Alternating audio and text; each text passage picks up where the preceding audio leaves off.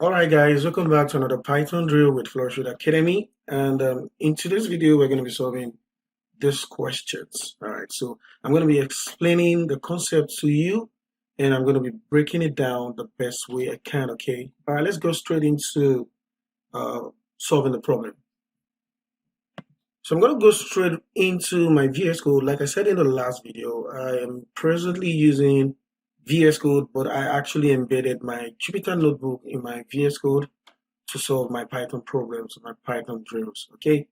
All right, so the first question goes thus. It says, a company has determined that its annual profit is typically 23% of sale.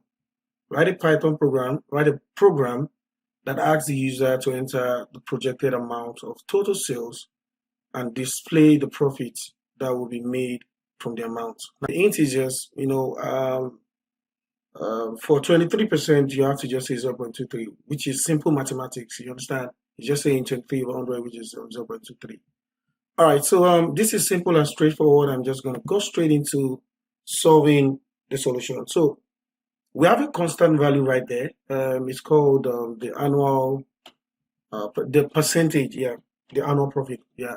So you're going to just, declare a variable, say annual profit, and then you're going to declare that 0.23. Now this is a constant because we have a value. We don't need a user to input a value, so that's why we declared it as 0.23. And then we're going to ask the user. So that's another concept that we want to learn in this Python drills.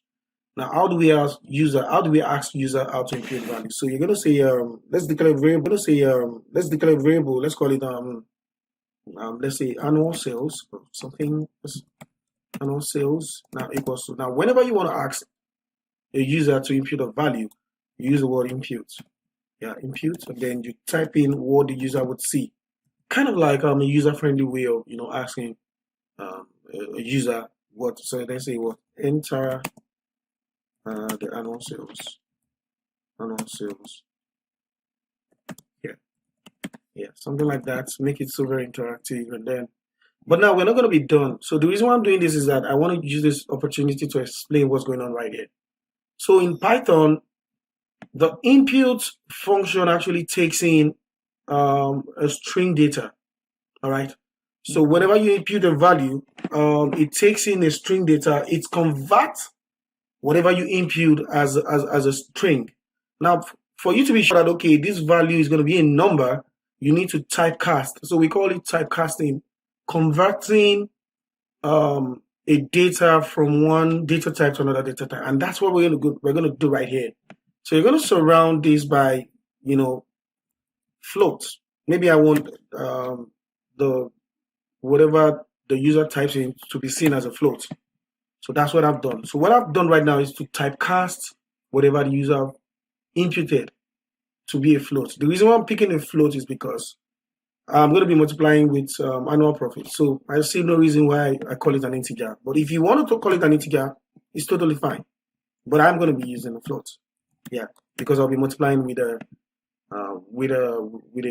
another float data type. All right. So now, after doing that, so the next thing for us to do is just to multiply. We want to get a profit, right? So we're going to go by declaring the variable, which is equals to annual profit, is as right, IntelliSense, multiplied by annual sales. Yeah. And that's all. So with this, you will get your value. So let's print out the value, print, and print what? Profit. And then that's all. So let's run this code and see what's going on. So when I run the code now, you can see it's asking me enter the annual sales here. So let me say, for example, I'm going to input 23. And when I press enter, you can see the result right there as what, 5.29. Do you understand? So what the Python would do, we'll take in the value, multiply by 0.23, and then it gives us our value. But now, is this a good programming practice? Well, I can say not really, because number one, the output is just there. There's no string formatting. You need to be able to make your program express, engage the user. So to make sure that we use string formatting, we're going to change our so we're just going to add a little bit of emotion and say was the profit. The profit is kind of like that, yeah. The profit is dollars, and then you put a plus sign, and then you're going to say profit. All right. So what do you think would happen right here if I run it? It's going to give me an error. Now the reason it's going to give me an error is I'm going to explain that to you again. Now, if you feel that I am too slow or I'm breaking it down too much, please you can actually forward this video to get everything that you need to get, and then. But the purpose of this tutorial is to explain all the concepts to you, and that's why I'm doing that. Okay, thank you. Me for the number. Now watch what happens when I put in the value 12 and I press enter. You can see it's generating an error. Now the reason is because it says what can only concatenate string values together. So the plus sign is going to be seen as a concatenation because I want to concatenate, I'm sorry, I want to concatenate whatever we have right here with profits. And in this case, our profit is a floating point number because we actually multiply annual profit, which is float, multiplied by annual sale, which is a floating point number. And then to make sure that our output is, properly displayed, you are going to typecast this one also the way we did right here. All right, so you're going to say, I'm going to typecast this one to be a string. So I'm going to say str. All right, I'm going to put it right here. str. All right, I'm going to put it right here. I'll say str, open brackets, and then close brackets. So now, in this case now, the profit value will be seen as a string. Now let's run it and see again now. So when I click on flag now, it's asking me for my value. So let me say 34 this time and I press enter. I see and I say what? The profit is $7.82. So this is how you want it. Okay, so this is how you want it. So I want to add one more thing before I move to the next question. There's another way you can string format. Now, for those that are using Python 3.6 and above, this is a good news for you. All right. So instead of using concatenation method to print out your work, you can also use the printf format. So I'm going to comment this part out. I'm sorry if I'm too fast, but I just feel I need to, the printf format kind of more like it's better than using the concatenation. So I'm going to be using the F format. And what I'm going to be doing with F format is I'm going to be saying, I'm going to put it inside a string format, and then I will put my F. I say F.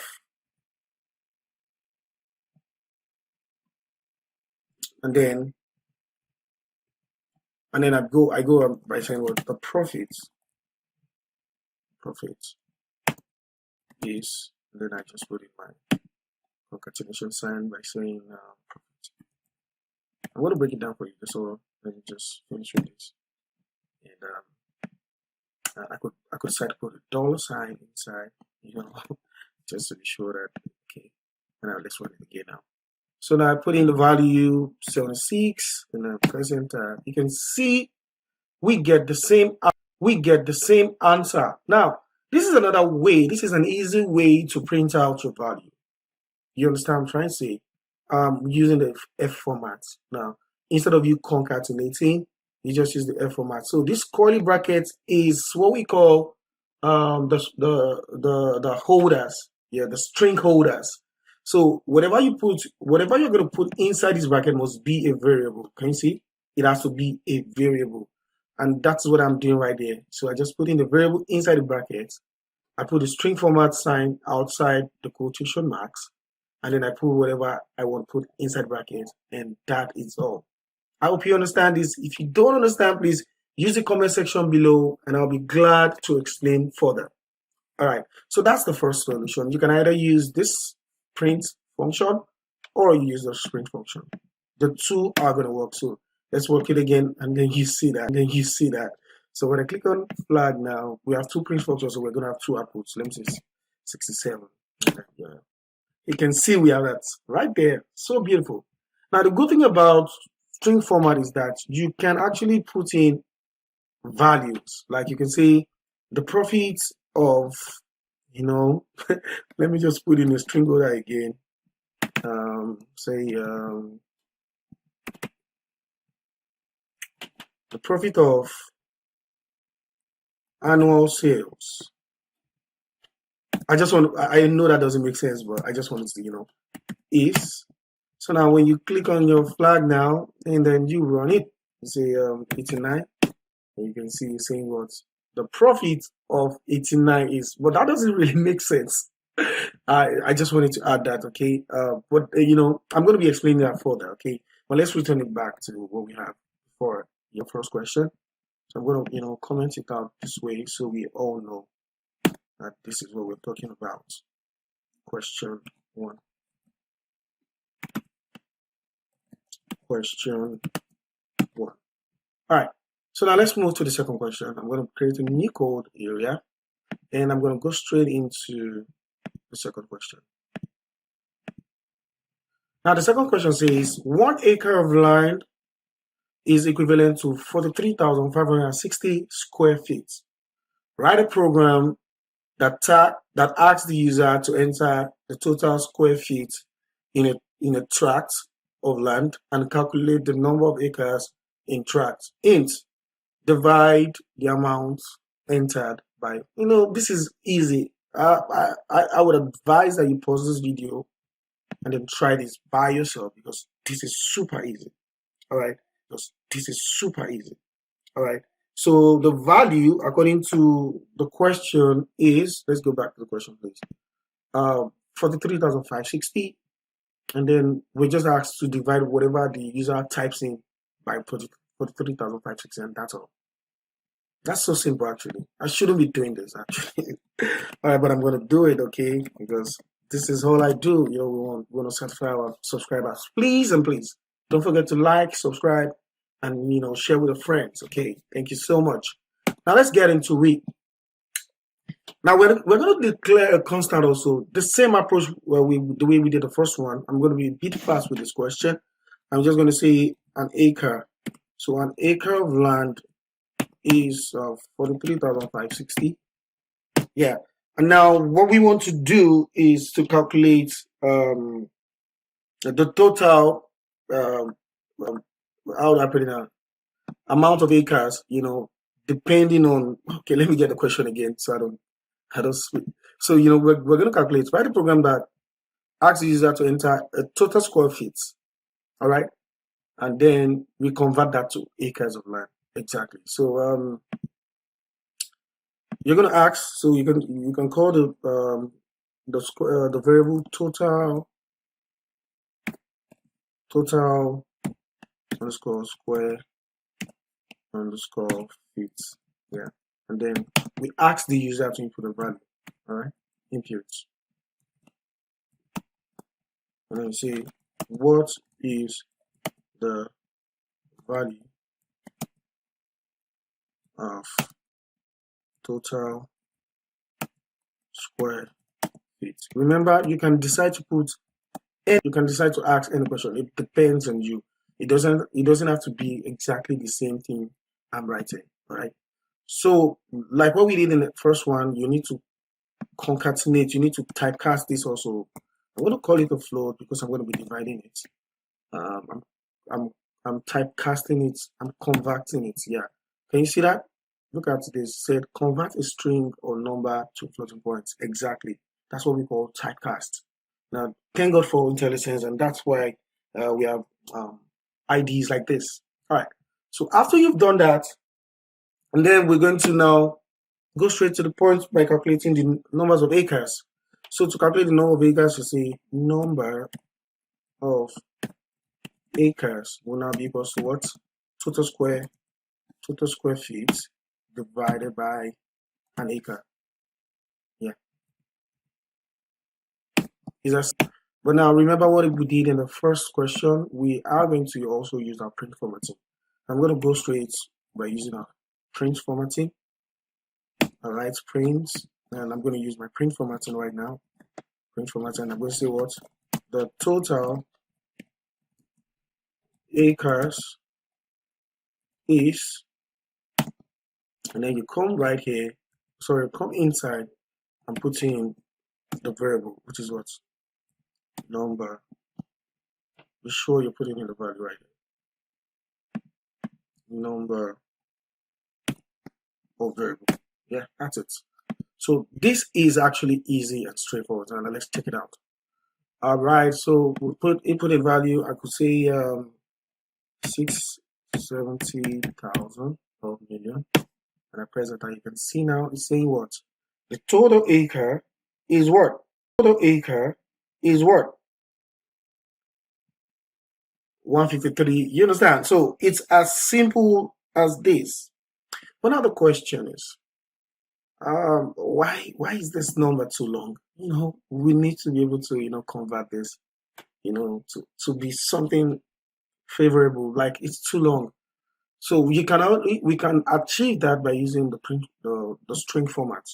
All right. So to do that, come inside your string holder, and then you put a colon sign, and then you declare the format that you want.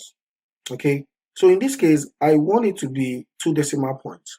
Now to make it 2 decimal points, I'm just going to say dot 2f, and that will do justice to it. Now let's check it out again one more time and see. All right, so input the value, and we'll say 68900. Check it out again one more time and see. All right, so input the value, and we'll say 68900, and then I press enter. As you can see now, this is better. You see, the total acre is what? 155.85. It's not, like before. So let's check the difference though. All right, so this is the beauty of string formatting. It actually helps you to format your text in a very lovely way. So I'm going to remove this one. I'm going to remove the string holder, and I'm also going to do something. I just wanted to, see the difference. Now, what about we want 1 decimal point? I'm just going to say 1F. Okay. And when I run this code right now, it's going to ask me for my value. I'm going to say 3456000. I just want to put those numbers, and you can see the difference. Now, the first one is giving us the real value. The second one is giving us a 1 decimal place. And the third one is giving us a 2 decimal. Now, it's up to you, the format you want. Now, some of you might be asking, what if this doesn't work on my code? Now, you can actually use the concatenation method. You understand? You can use the concatenation method just like I explained in the first video. Oh, sorry, I said the first video, just like I explained in the first example. But please, if you have any question, please always feel free to ask me, and I'm going to break it down for you. All right. Thank you so much. I'm going to be going to the third question. All right. So I'm going to click on code, and then I go to the third question. Let's read. All right. So the third question says, a customer in a store is purchasing 5 items. Write a program that asks for the price of each item, and then display the subtotal of the sales. Now, the amount of the sale tax and the total, assume the sale tax is, I'm gonna break it down by reading one after the other. Okay, that's the way I like to analyze. All right, so it says a customer in a store is purchasing 5 items. So in this case, we're going to be considering a data structure called a list, because there's no way you can talk about 5 items without thinking about a list. Okay, so we're going to be looking at a list. That's one. I need you to take note of that. And then it says, what? Write a program that asks for the price of each item. All right, so and then display the subtotal of the sale.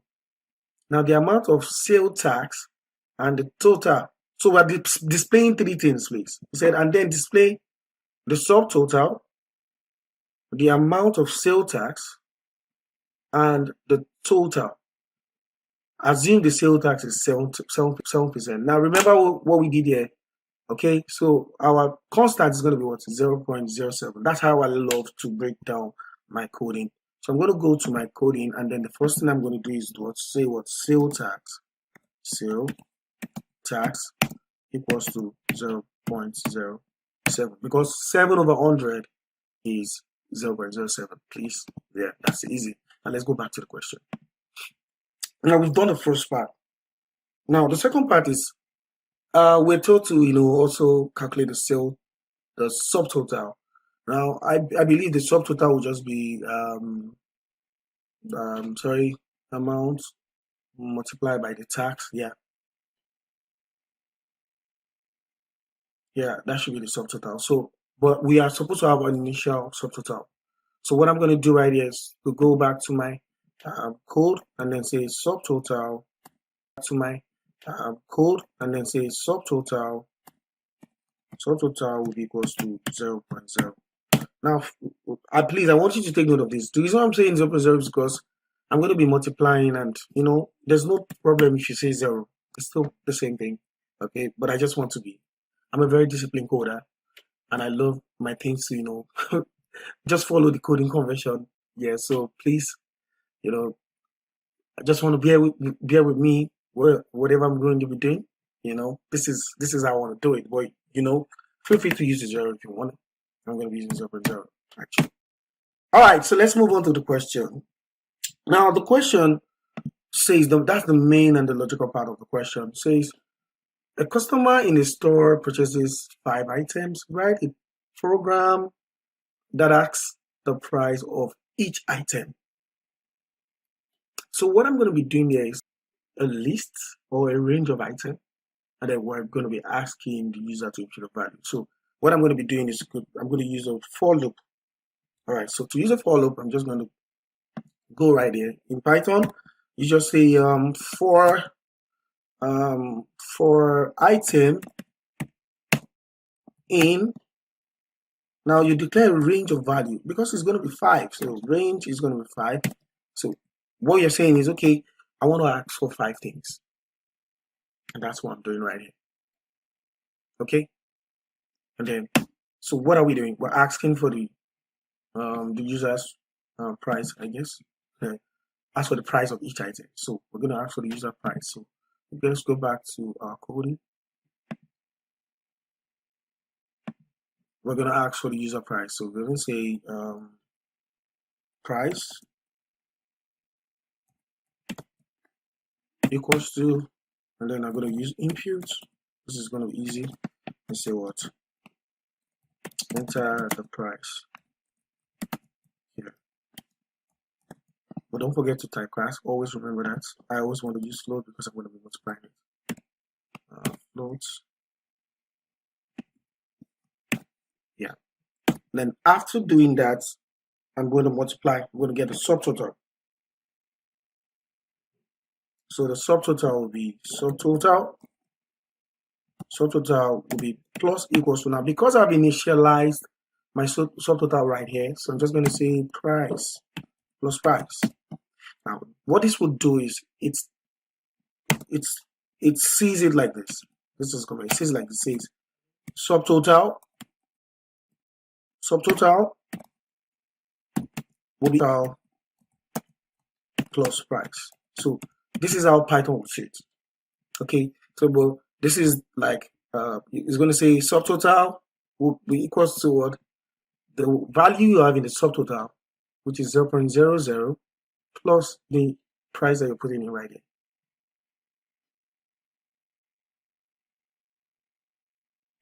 So that's it. So now after we've gotten that, so let's go back to the question. So the question says, ask for each item and then display. Now this is where we've gotten each item. Now we've gotten the prices of each item, and then we've gotten the subtotal of each item, right? So now, but we want to get the sales tax. Now to get a sales tax, we need to get all the subtotal and then multiply by the sales tax. So we're going to get out of the loop. So I'm going to get out of the loop right now. Okay. And I'm just going to say my tax value or tax rate or something. Sorry about that. So my tax value will now be equals to what? Subtotal multiplied by sales tax. Exactly. Now, what this would do is it's going to get us our tax value. So in this case, now we've been able to get our sale tax, which is this one. That's the first thing. And then we've been able to get our subtotal. Our subtotal will just be whatever the user inputs, we're going to be adding it up together, and then our tax value, which is what the total of whatever we buy multiplied by our our sales tax, which is amazing. So now it's up to you to use your print function to print out these three items. So this is the first item right here, sales tax.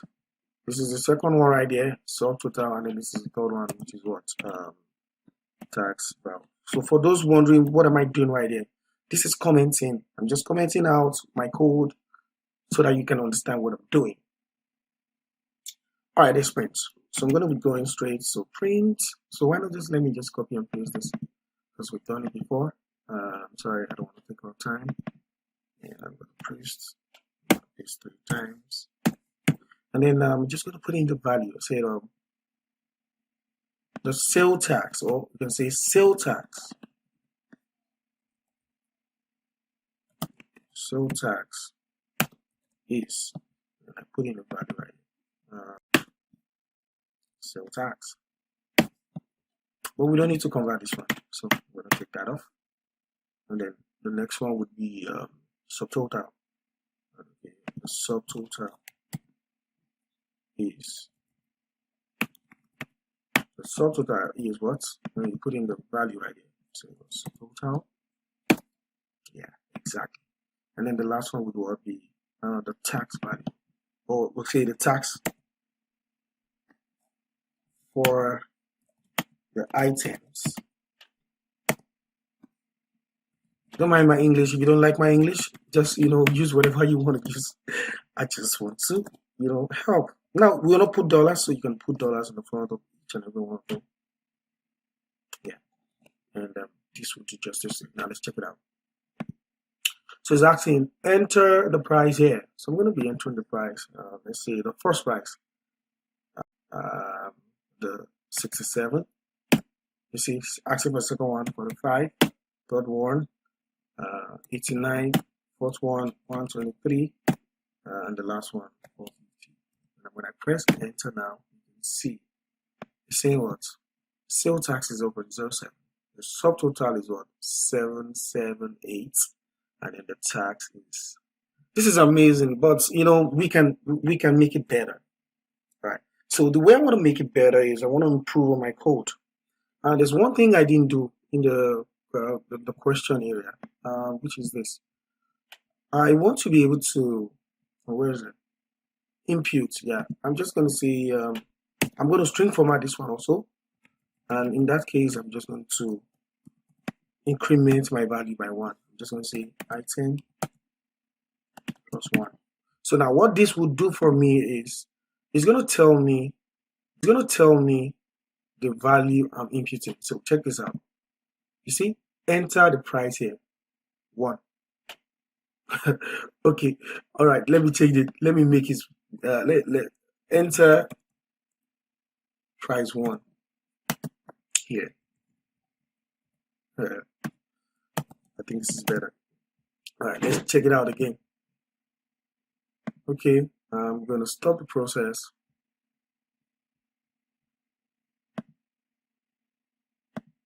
Okay, let's run it. All right, no, I don't want to restart.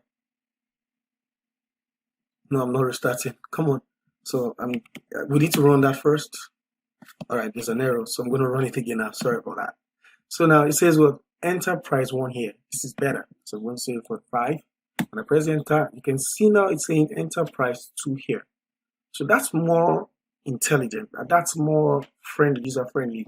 So I'm going to say 78, and I press enter, and says enter price 3. You can see it increments as 123. Then I press enter, I say 457 and 980. When I press enter now, you can see that my output is better. Okay, so now I want to also do something really amazing. I want to say the subtotal of of, and then I'm going to put my string order right there. First one, second one, the third one, the fourth one, and the fifth one is. Now this is amazing because it makes it so fun. It looks so fun. So I'm going to put my $sign, and please, I want you to take notes of this string formatting. It's amazing. It's amazing. It's so amazing. Yeah, like that. And then I'm going to put, what do you think I'm going to put inside? Can you guess? What do you think I'm going to put inside? All right. So what I'm going to put inside would be price. But the price is supposed to get a value right here. Okay. So this is going to make it a bit complex because we didn't declare a list of value. Okay. So the formatting might be a bit challenging. I think I'm going to explain this part to you in the next video. But for now, let's just keep it short and simple. So I'm going to take this one out.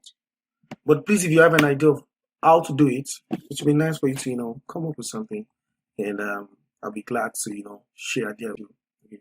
But for now, I'm going to keep it this way. Now, the reason is I don't want the video to be too long, and it's already getting long. So, but the idea is you're going to declare a list of value right here. Say, for example, items. And then you declare the values, or you could just say empty list, and then you iterate it right there, and then after that you catch the value and put it in the string format. So if you get that, let me know. But this is also the code for the question, and this is the output of the question. Okay, now let's move to the last one, and then we end this video. This is a long one, yeah, but it is what it is actually. All right, so let's go to the next one, which is the last one. For this video. Watch out for the part 2 of this video in few days time. Okay, so it says assuming there are no accidents or delay, travels down the interstate can be calculated with okay, the formula distance equals to speed multiplied by time. Okay, so a car is traveling at 17 miles per hour. Write a program that displays the following: the distance the car will travel in 6 hours, the distance the car will travel in 10 hours, and the distance the car will travel. All right, so what this is actually saying is that, okay, thinking. So what we actually want to do, okay, hold on. Assuming there are no accidents or delay, the distance that a car travels down the interstate can be calculated. Yeah, so we're going to be multiplying the speed multiplied by the time, and we've been given the speed at 17 miles per hour. So where is the time? So this is the time. Okay, as you can see, we have 3 times, so we can actually put this time in a list. Now let's do that. Well, let's play out variable first. So you're going to say speed equals to what? 70. All right, and then time. Is there anything like times? Please pardon my English. And then I'm going to put in the value of the time. So we have 6, 10, and 15. So those are the values: 6, 10, and 15. So 6, 10, 15. Now what we have done is, okay, these are the values that we want to get the distance for, and then we just look through it, and then we're going to say what for time in times. Now what I've done here is I've declared a variable for each value in the times list. That's how the format looks like, okay, the foreign format. So now for each value in time, what should we do? We need to find the distance to what? Time multiplied by speed, and that's all. And then maybe we want to print out the value, and then you'll say what? Print format, the same print format again. Print, and then you use the format, and then you say what? The distance. I'm giving you an idea of the challenge I gave you right here to do in terms of printing a more detailed output. I'm giving you an idea right here. So I think it's good. So you're going to say what the distance. Let's check the output format very well before. So what the distance the car will travel in. Okay, yeah, that's how we want to put it. The distance the car will travel in. Now you put the string catcher in what? In what? In time hours. You see? Is, then you put a colon sign, and then you put another bracket, and then you say what? Distance. So this will do the job for us. And it is as easy as that. But let's check the formatting very well. It says the distance the car will travel in 6 hours is. You understand? So now let's check the code. Let's run the code. So I'm going to click on flag, and then it says what? The distance the car will travel in 6 hours is 420. The distance the car will travel in 10 hours is 700. The distance the car will travel, you understand? But this is not well formatted. So we can say what? Distance. So what's the unit again, please? The unit is what? The distance will be meters, I guess, or miles. Yes. The unit is what? The distance will be meters, I guess, or miles. Yeah, it's miles. Yeah, miles. So I'm going to go back. I'm going to go back to my, and then put what miles. And then let's run it again one more time to see what's going on. Exactly. So that's the end of the video. I've been able to solve the 4 questions right here. In the next tutorial, I'm going to be solving another set of 4 questions, and I will wrap it up for the week. All right. So I hope you enjoyed this lovely tutorial. If you feel you have any question, please feel free to ask me, and I'm ready to help you out with this. Okay. Please use the comment section, share this lovely video with your friends, and don't forget to subscribe. Please subscribe.